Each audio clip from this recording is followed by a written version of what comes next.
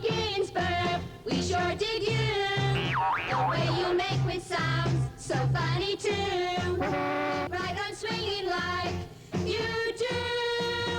Oh, Arnie, we love you. And now, the question all Bostonians are asking. Mommy, what's a Ginsburg? Welcome to this segment of our Legacy series brought to us by WOGT. And today we have the privilege, the honor, and the pure pleasure of talking with Arnie Woo Ginsburg, who has been here for a number of years, has wonderful memories, and brings with him a lot of memories. And you have a friend with you today. Yes, I do. This, it was about 3 weeks ago, about 5 o'clock in the morning. You know, I live in Perkins Cove, and there was a tap at the door, and I opened the door, and guess what?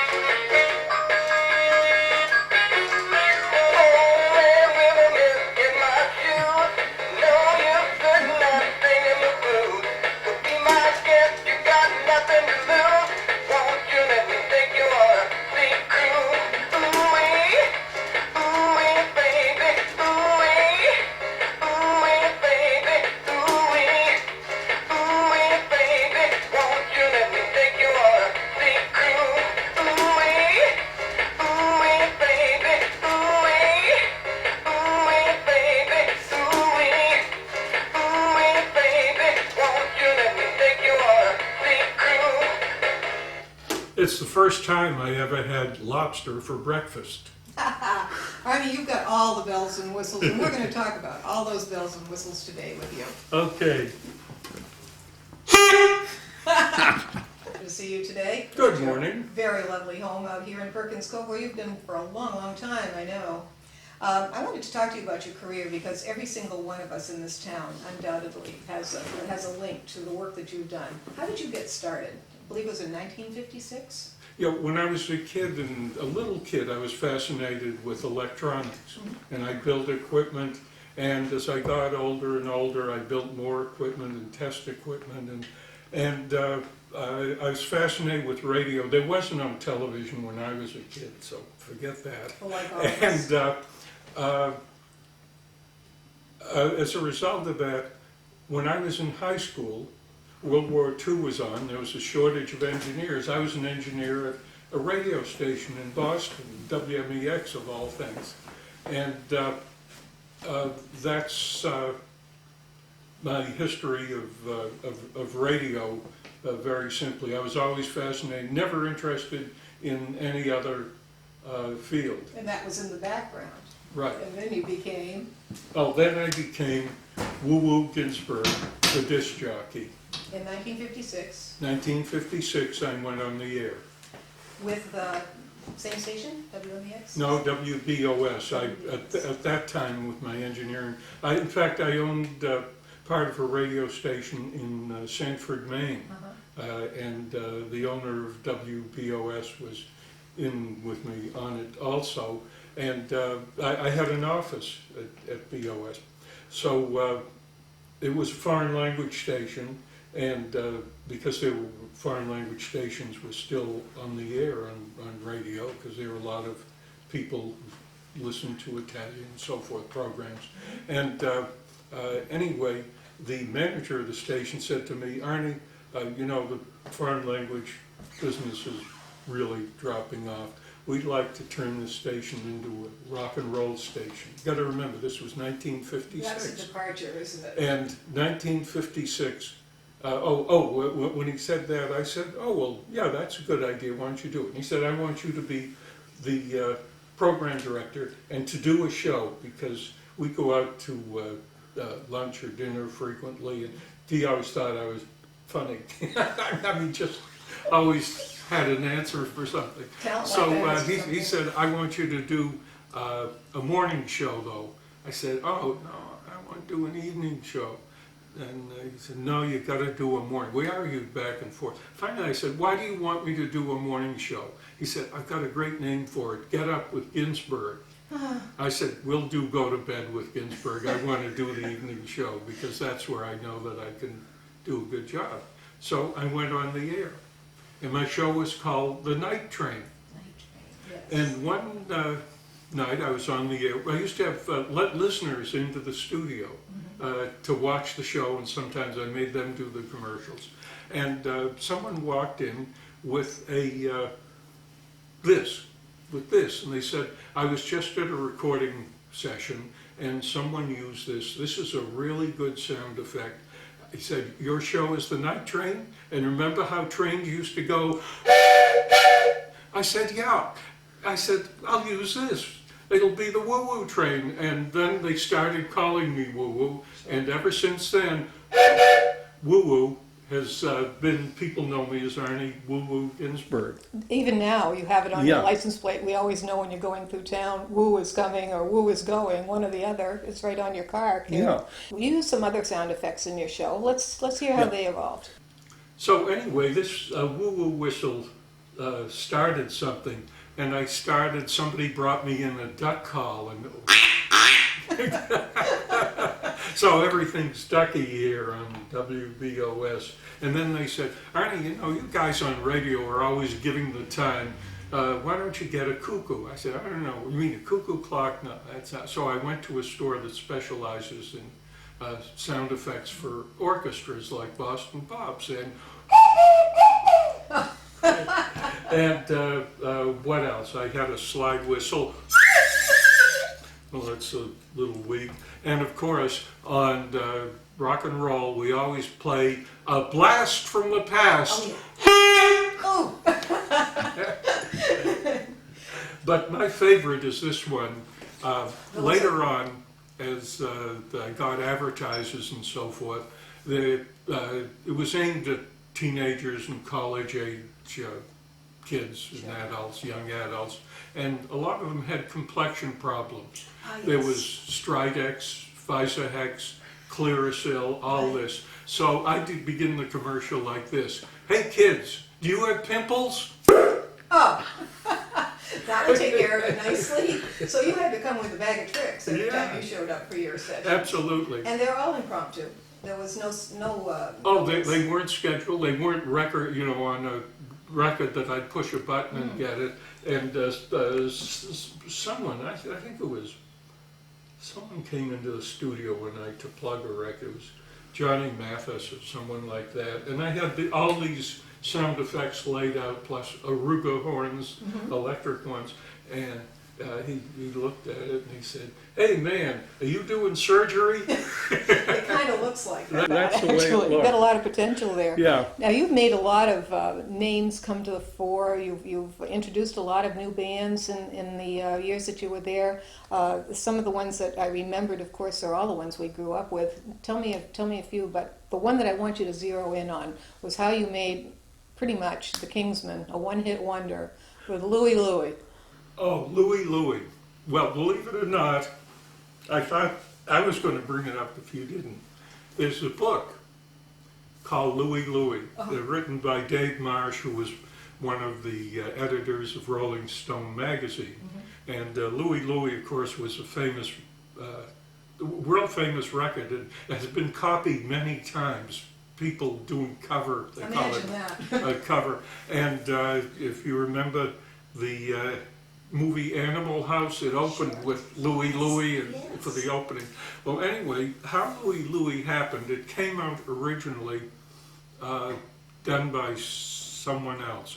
I forget his name, and it wasn't a hit. And the group named the Kingsmen did a cover of Louie Louie a few years later, around 1963, I think. Still don't know the words to that thing, you know? Well, nobody does. But anyway, I listened, I got a copy because the record distributors knew that I was one of the few disc jockeys who could pick his own music, play whatever he thought really going to be big and so forth. And I'd go through, once a week I'd go through all the new records, and the record distributor had dropped off a record called Louie Louie by the Kingsmen, and with a note that this really hasn't been played anywhere, but see what you think. So I I put on Louie Louie, and I said to myself, this is one of the worst records I ever heard. Yeah. I'll play it as the worst record of the week. And that night, I played Louie Louie either 2 or 3 times in my show. That's Once a lot. is too much. And that was it. I said, here's the worst record of the week. The next day when I came into the radio station, the switchboard operator said, Arnie, we're getting a lot of calls from record distributors. They want to know who distributes the record Louie Louie. I said, you're kidding. They said, no, we're getting calls from record stores all over the coverage area. This is the record. And I we said, got stuck oh, with wow. it. We were stuck with it forevermore. Yeah. One cover was enough, actually, with that. So when you were in your career, when you were working at it, you made a lot of friends who still remain your friends today, and these are folks that, like Jan and Dean, Jay and the Americans, Freddie Boom Boom Cannon, brought all to the fore, and they reminisce about you too, I'm sure. What are your memories of that period, when it was all cars and surfing music, a lot of cars and Right. surfing Well, music. first of all, you mentioned Freddie Cannon, who comes from the Boston area. Yeah. And I started using him. I did record hops all over New England. And Freddie would perform at my record hops. And he made a record. And it really was good and became a hit. Palisades Park? Now, I forget which record it was at the time, because he did quite a few records. But Freddie said to me, Arnie, you call yourself Woo Woo Ginsburg. Can I call myself Freddie Boom Boom Cannon? Do you mind? I said, no, that's a great idea. Yeah. And it's funny, I just got an email from him just about 6 months ago. He's in California. He still does shows. He works in Las Vegas doing oldies, and he's really popular. Others that were good friends of mine were Jan and Dean. Yes. And Jan and Dean, believe it or not, were originally another duo. They were Jan and Arnie. Really? And believe it or not, you'd never guess what Arnie's last name is. I give up. Ginsburg, believe it or not.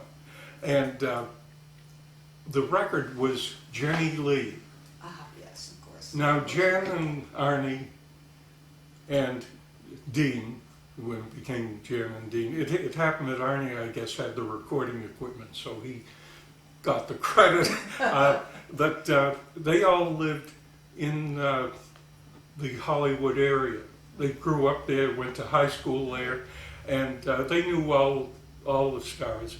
And but Jenny Lee was a stripper Oh, on the strip little known in fact. Los Angeles. Who the idealist. And this Arnie was the one who fell in love. I mean, really, I thought we got to do a song about Jenny Lee. So it was actually about a stripper. Oh my goodness. Are you still in touch with some of these folks? Well, Christmas card time must be very exciting for you.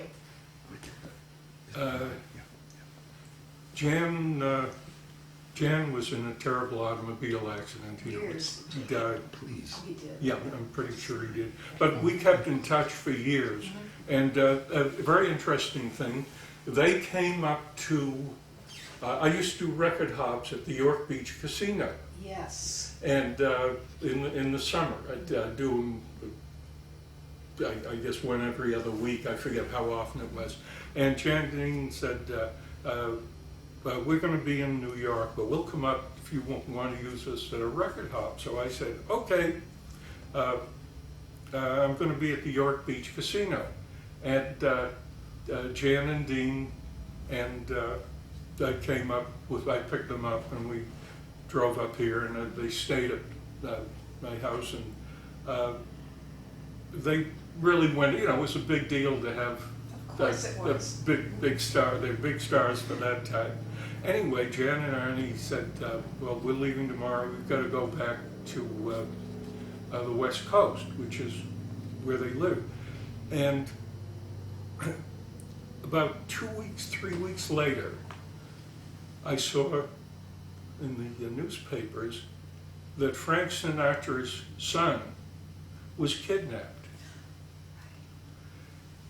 And Dean of Jan and Dean's name was involved with it. And I said, well, I knew that you know, they were all of the same age, and they went to school, they hung out together and so forth. What was it? Well, it turned out that someone else they knew had apparently kidnapped Frank Sinatra Jr. and wanted ransom. And somehow Dean knew it was that kind of a thing. But it was just a strange coincidence. But they've been to Ogunquit and performed at York Beach Casino. Coincidence has been kind of a mainstay in everybody's life, but coincidentally, how did you find yourself in Ogunquit? Oh, all right. How I found myself in Ogunquit. Well, it begins over 100 years ago, in 1906. My grandfather, William Charrick, who was a young Boston attorney, somebody said to him, Bill, his name was William Charrick, said, Bill, there's a problem and someone needs some help in Ogunquit, Maine. It's a little village town, and maybe you'd go up and take a look and speak to the man who owns the hotel and see what the problem is, but it's really beautiful up there. So my grandfather came up, and the man who we met with was Hezekiah Jacobs. He's from an old New England family, one of the early families. And the Jacobs originally owned a lot of land from Ogunquit all the way to the York line with, and everything. But he built the Sparhawk Hotel. I made a note because I wanted to talk about this anyway. In 1897, he built the Sparhawk. It was called Sparhawk Hall. And in October of 1899, the hotel burned to the ground. It was a big hotel, too. But he was very determined, Hezekiah was, and he started immediately building a new Sparhawk, even bigger. The dining room could hold 200 for sit-down dinners, and that is even part of that new Sparhawk Hotel is still exists, and there was a fire there. I don't know how many in the last. That was the major contributor to losing so many of these old wooden resorts. And but anyway, my grandfather hit it off with Nehemiah Jacobs, and whatever the problem was that Nehemiah had was worked out. And my grandfather said to my grandmother, we got to go up here and we'll bring the youngest kid, my uncle Shichar. And so it was in 1906 that they came up here. They couldn't stay at the Sparhawk Hall because in those days there were restrictions on who could stay there. And all over the United States on resort hotels, all kinds of hotels. There were certain restrictions in terms of religious and ethnic, I believe. Ethnic, some hotels they didn't allow Jews or Irish. I mean, it was just really bizarre. Can you imagine that? But that's the way it was, and you know, the country was growing up, Right. and that was it. So I think my grandfather first stayed at Oak Cottage, which is where Juniper Hill Motel is now. That's a big piece of land. It is. Well, Oak Cottage belonged to Lizzie Perkins, and she was a widow of a sea captain. And Lizzie's sister, Altie Busby. Isn't that a great Isn't that name? an Altie, interesting I name? must have been Altie.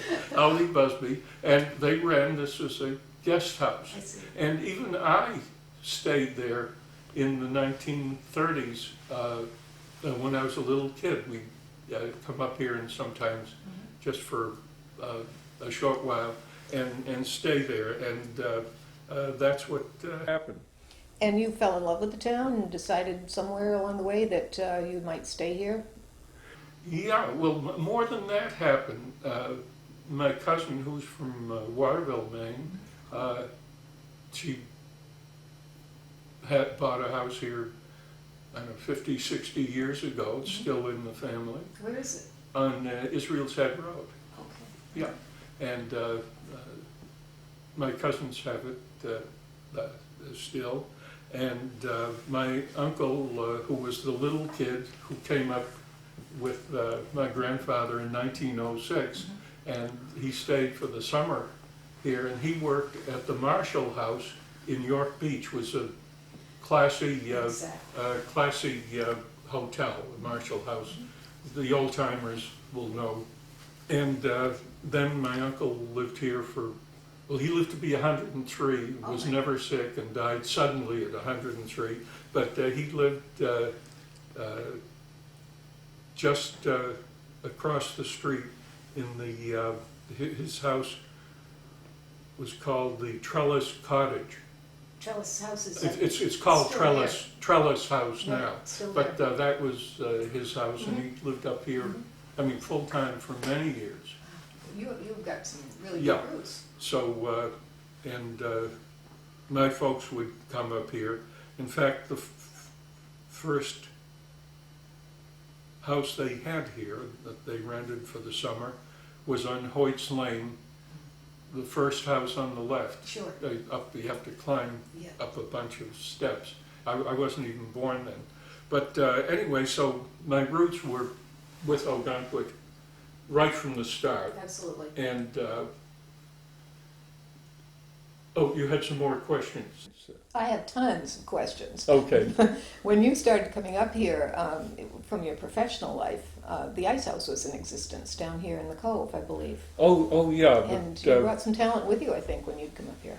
we'll talk about the Cove, because Yes. I've really lived in the Cove for more than 50 years, Perfect spot. in the Cove. And it's changed so much. Not full-time, but, Right. summers, and then full-time for a good many years. You remember when it was a dirt road going into it? It was a dirt road. Yeah. That wasn't, that was a long time ago. That was about 40 years ago.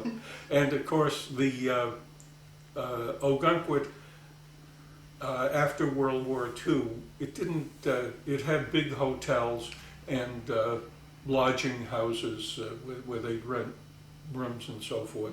And a lot of people who came to the big hotels would stay for a month or sometimes for the whole summer, and they'd bring their chauffeurs with them and to drive them around.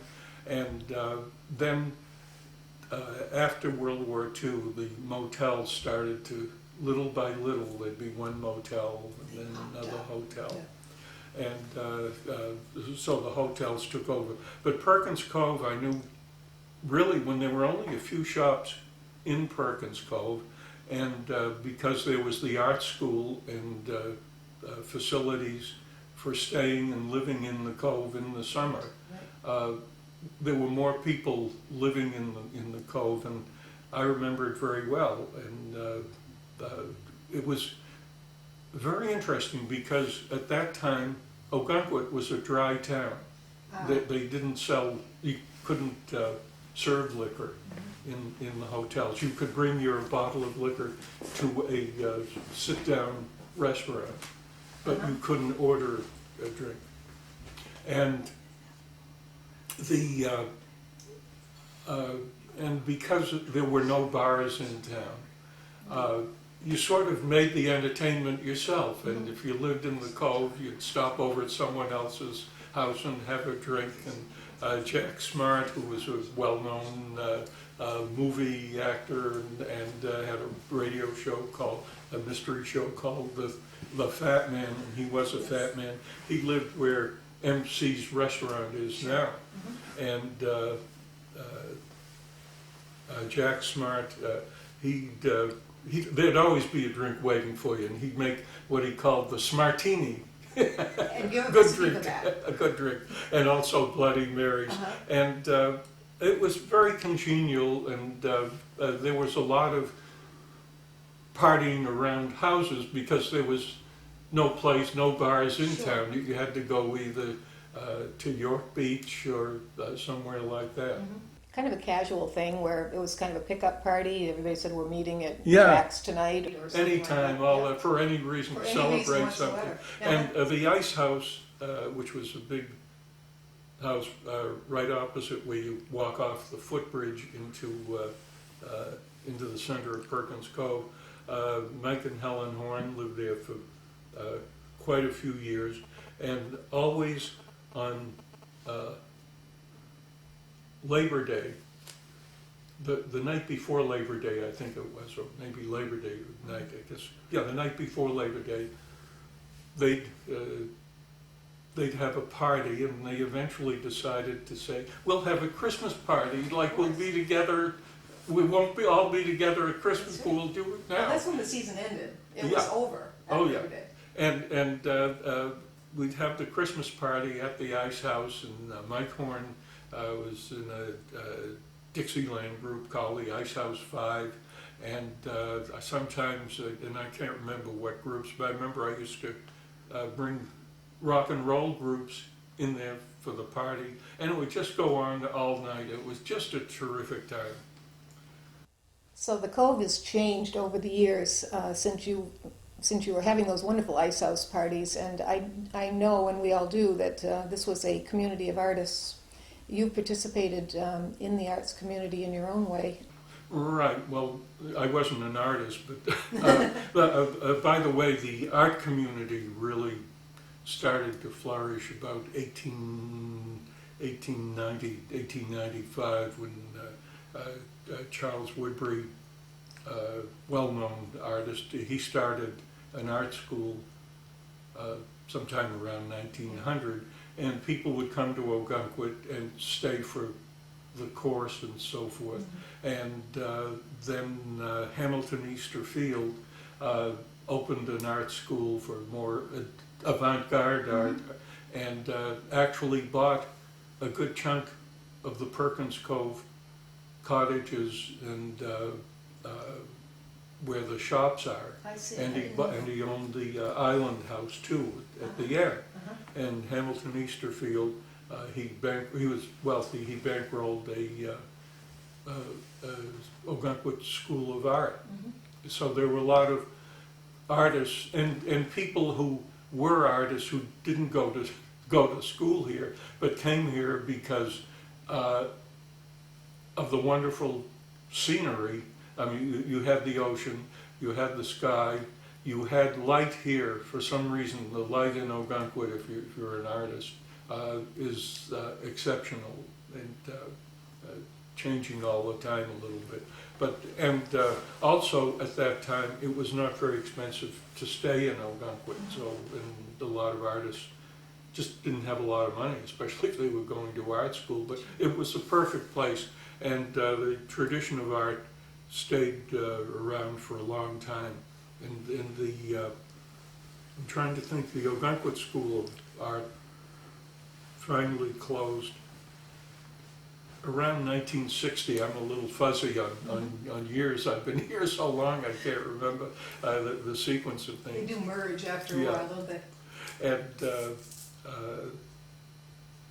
but one thing that did happen, I'm not an artist, but in around 1957, the artists had down at the beach originally, a little space where they showed their work and sold art, and it was the Ogunquit Art Association and so forth. And then they were on Shore Road in a barn, and it was called the Barn Gallery. Well, anyway, about 1956, 57, a few people got together and said, why don't we start it was non-stop. I'm sure.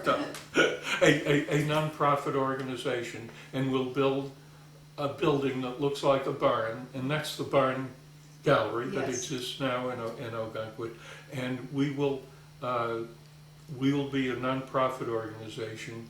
We will be control the facility and let the artists use the facility, and that's how the Ogunquit Art Association and the Barn Gallery and so forth came together. Hasn't it been a great experience for artists who are just on the cusp of making a name for themselves to actually get their work shown? That Barn Gallery is a fantastic Yeah, resource. well, more than that, when it moved to the new location around 1958 or 15, I forget the year,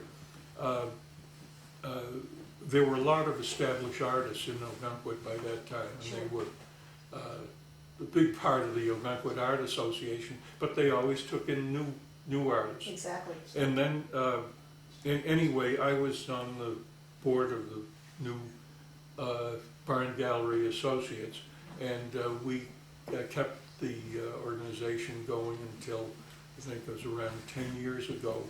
We gave the artists the building, the whole building, said, you operate it, you set up a nonprofit. You can't ask for better than Organization. that. The people that are doing the work are managing the facility. Yeah, That and is they've done a unbelievable. magnificent They job have. with it. It gets better every year. And then we had some money left over in our account, and the Barn Gallery Associates, as it disbanded, we gave the nice gift to the Ogunquit Museum of American Art, which is Yes. on the other side of the cove. You know where that is. And that's the museum that Henry Strater started. And we gave them enough to build a large addition to the museum. And if you notice, it says Barn Gallery.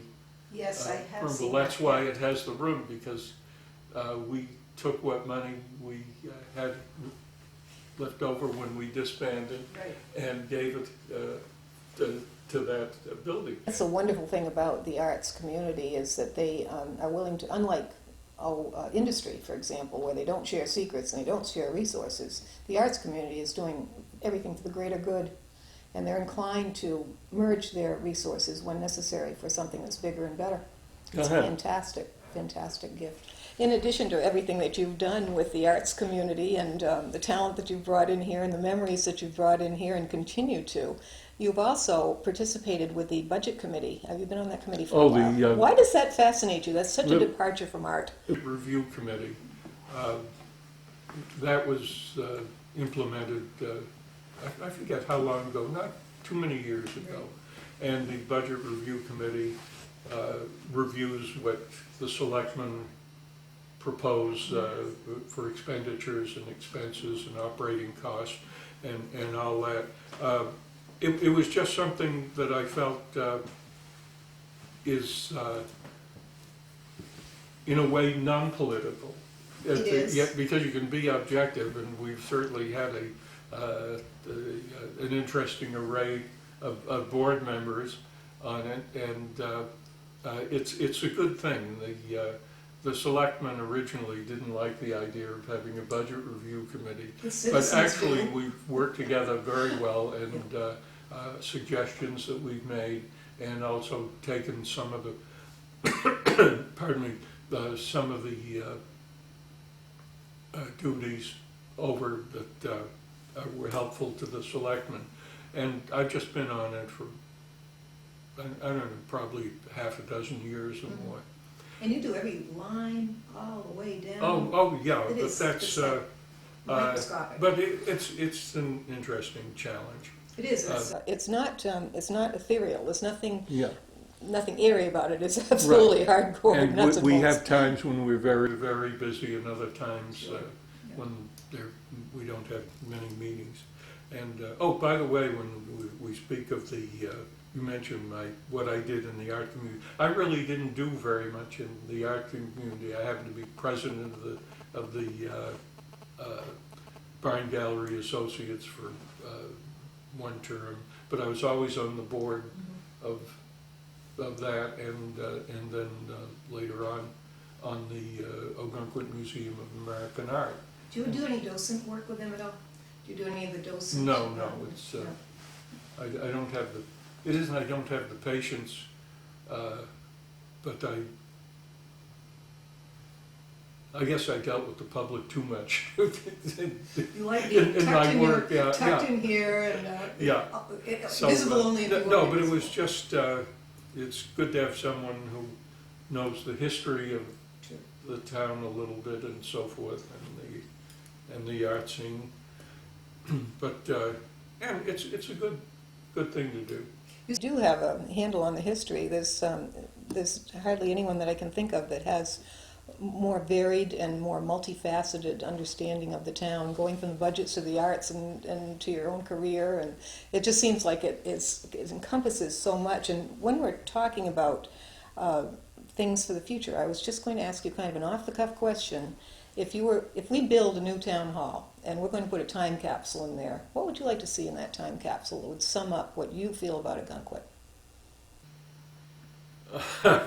I really don't know, and I'm not going to invent I'm not going to invent an answer there.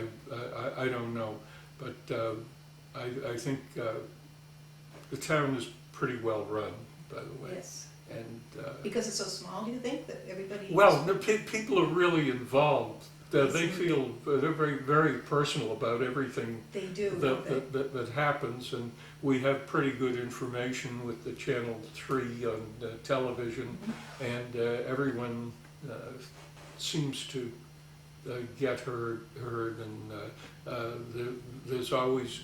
Originally, I didn't like the idea when we went to the secret ballot, You but didn't? no, because the town meeting was very. Dramatic? It was dramatic, but the town had grown to an extent, and a lot of people just didn't go to the town meeting. And now that they're voting on these on a secret ballot, they can vote however they want, and Right. and they really get more involved in the town. The turnout. I think because of the fact that we have the secret ballot. You were here when Ogunquit achieved its independence from Wells, and were you a participant in that process? And if so, how do you feel about it now? No, I wasn't a participant in the process, and the people of Ogunquit wanted to separate, and that was it. Do you think it was a good idea? Appropriate? There are some phases of it that naturally Ogunquit is unhappy with, but it's very unusual for a township. We were a township of Wells to separate, and very difficult to do. I think the state of Maine said, "Well, you two, Ogunquit Village and Wells, you work out Right. the solution for yourself, and if you can work out an amicable solution, you can do it." And obviously the people of Ogunquit wanted it, and there are some aspects of it they don't enjoy, but overall, I think it's fine. Yeah, I think that's a general feeling. I don't think we'd want to go back to those times when we were merged in every sense of the word with a town that in a lot of ways we don't have as much in common with as we do on our own. Right. Okay, now I wanted just to follow up and kind of end our conversation today with the fact that you are pretty much a legend, and a lot of the things that make you a legend are the fact that your name lives on in popular culture in a bunch of different ways. Stephen King mentioned you in a book, I believe, right over here on your table. Yeah. And that was one place. Also, of course, Jay Leno came up with a few lines. Yeah, Stephen, I didn't. Somebody told me one day, this book came out sometime in the 80s, I think, 1985. And in the book, the character, who I think is Stephen King writing about himself, lives in what looks like the Bangor area or northern Maine. Stephen King lived in several towns. And his contact with the outside world was Dick Clark's American Bandstand, Yes. which was on in the afternoon on Channel 7 in Bangor, and Arnie Woo Woo Ginsburg from Boston, who's, how does he describe it? It's very funny. In fact, in the book, he says, here's a little bit of it. There's a big sign that appears at the city center. It says, "Hey teens, coming March 28th, Arnie Woo Woo Ginsburg Rock and Roll Show with Jerry Lee Lewis, Frankie Lyman, and Freddie Boom Boom Ken." And then he goes on to say, Richie is the character who, I assume it's King, because you know Stephen King has a rock band. He plays That's in the right, band. he does, yes. And he loves rock music. It says Richie, who's, I think, Stephen expressing, I thought Danny and the Juniors were more right on the subject than his mom. Rock and roll would never die. He himself loved it, although his sources were really only two sources of music: American Bandstand on Channel 7 in the afternoon, and WMEX out of Boston at night when the air thinned, and hoarse, enthusiastic voice of Arnie Ginsburg came wavering in and out like the voice of a ghost called up at a seance.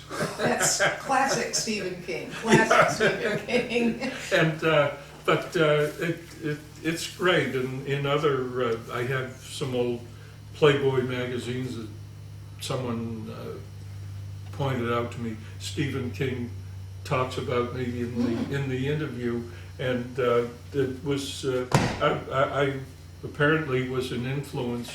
And right along, it's nobody that you could appear anywhere today, and everyone has a memory. And Jay Leno had one as well, I believe. Jay Leno came out with a line about Boston Magazine has the best of Boston. Once a year they have an issue with the best of Boston.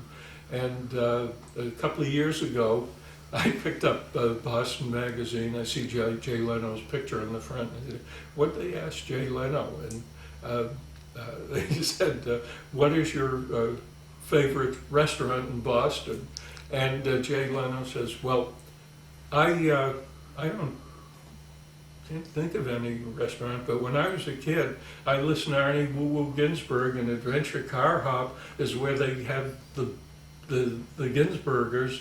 Right. That they used to serve on a record, which you could keep. Yeah. So Will Anderson has a book out titled "When Rock and Roll Rocked Maine." I hope I can find this. This looks like such a treasure. And he mentioned you in this book. Is that right? Right. Well, this book came out about a year ago, and he called me and asked me some information. He said, "I'm putting out a book about rock and roll in Maine." I said, "You're kidding. What's it going to be, 3 pages?" Something like a graph or two. Well, when he said it to me, I was surprised, and it had a couple of pictures of me on it, and I used to appear in Maine and up at the Merry Barn, and which had square dancers and rock and roll. And but anyway, it's amazing that he can made a book out of this. That. Yeah, Maine is the center of You rock don't and think roll. of Maine as the center Speaking of of rock and roll, Yes. you know, people always give awards for some reason, Turn it around. or for It's some too big. for some fundraiser or something like that. But one thing that I like is I am in the Rock and Roll Hall of Fame, not as a designated rock and roller, but just in a video display. You push a button and it plays something. And anyway, but I was there because they had just added this, I don't know, can you pick up that picture? If you see the pyramid there, Cleveland, right? in Cleveland. Cleveland. Good reason to go to Cleveland. Yeah, they had built this gigantic glass pyramid in front of it, and Cleveland is a fascinating city now. It's come full circle, and the waterfront is all developed, and they're very proud of the Rock and Roll Hall of Fame. But anyway, when they dedicated this pyramid, I was one of 25 all-time disc jockeys they had in Marvelous. to celebrate it. and they gave me a plaque, naturally misspelling my name, but everybody misspells it, so I sometimes misspell. So this And- is dedicated to the one I love, Yeah. Ginsburg, April 2nd, 1998, in Yeah, rock and roll. 1998, it was, 10 years ago. Yeah, Yeah, marvelous. but other things, just in October of 2008, I got a surprise from Massachusetts Broadcasters Hall of Fame. Look at this. Wonderful. Arnie Ginsburg, disc jockey whose unique style made him one of radio's most influential personalities. With bells, whistles, and the sound effects, he put the fun into top 40 radio. You haven't changed a bit, Arnie. I know. Still stunning. Yeah, stunning, I'm still 6 years old. Yeah. And then this is unusual because there aren't too many of these.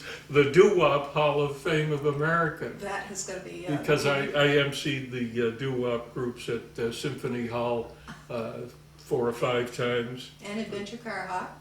And Adventure Mentioned. Car Hop, the commercial, I don't know if you're going to be playing the Adventure Car Hop commercial in this, but Adventure Car Hop was a drive-in restaurant where you you drive in your car and through a outdoor movie speaker, you'd call in your order, and a beautiful waitress in a drum majorette's costume or something like that would come out and bring you your food and hook it onto the side of They the... weren't on skates, were they? No, Okay. onto the side door of your car. And but if when you ordered the special that I advertised on the weekend, the different special each weekend, if you ordered the special and said Woo Woo Ginsburg, you'd get a second special free of charge. What did that? Served on a record, Served on a on a record. hit record too. Huh. What a collectible. Well, anyway, the Adventure Car Hop. Oh, just 2 weeks ago, my niece called me up and said, Arnie, I was looking for bell rings for my cell phone. You know, you can buy a bell ring whenever it is. Yeah, ringtone. I said, yeah, so what's unusual about that? He said, they're selling a bell ring of yours, which is the Arnie Ginsburg theme song, that actually was used on my radio show. Oh my goodness, have you got it So, yet? well, I wouldn't put it on my cell phone, but I went in and put in what she said, that sure enough, There you are. there I am. There you are. But anyway, Adventure Car Hop was on the air for years and very heavy on the whole station, not Sure. just on my show. So everybody knew the jingle for Adventure Car Hop. But anyway, the summer of 2006, I got a call from a guy named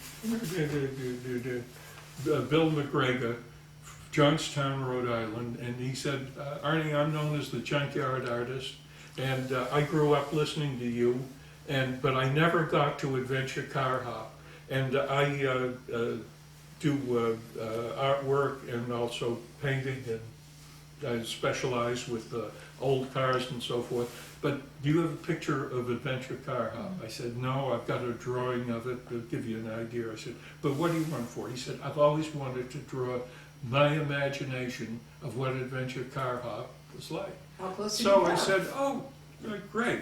So anyway, before a year ago, I got this package just before Christmas. And the artwork, Please Do Not Bend. And this is a painting Of Adventure Car of Hop. Adventure Car Hop. Pretty close to the real thing? It was so close.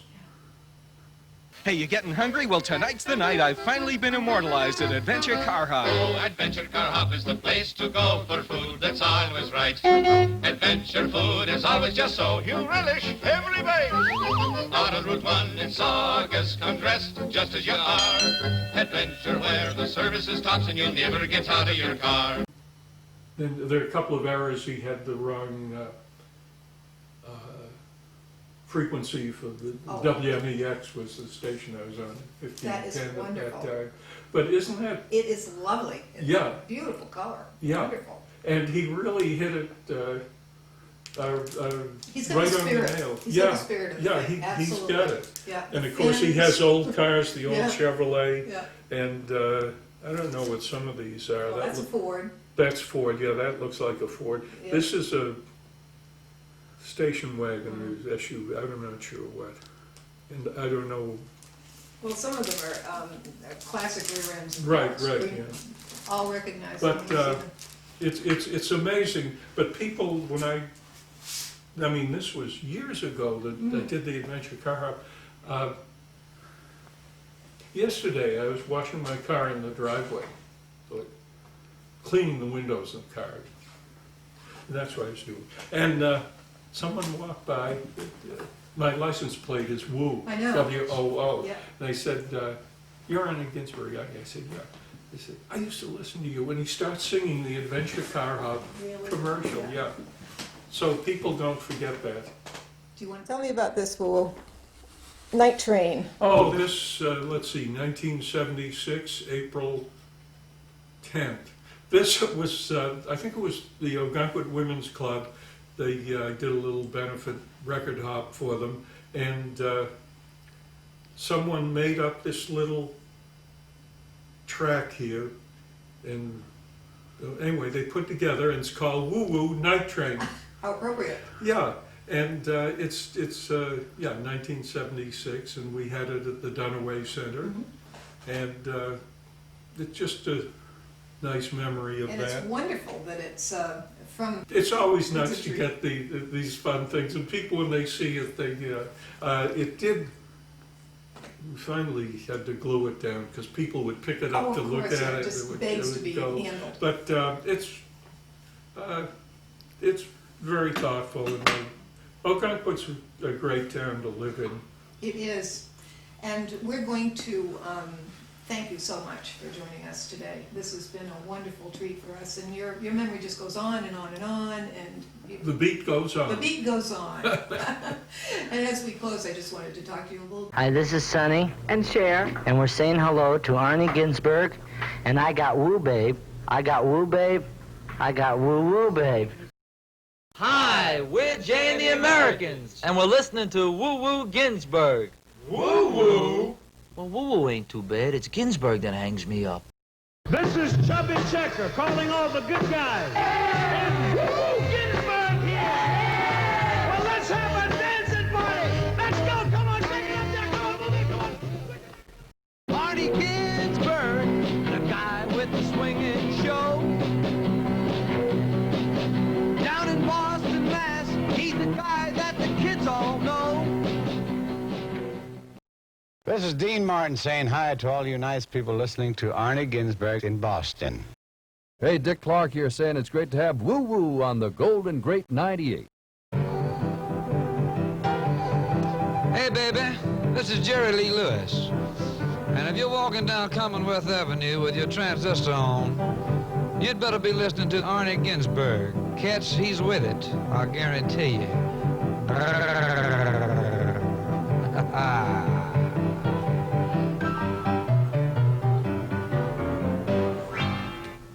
Gather round, everybody. We are about to hear.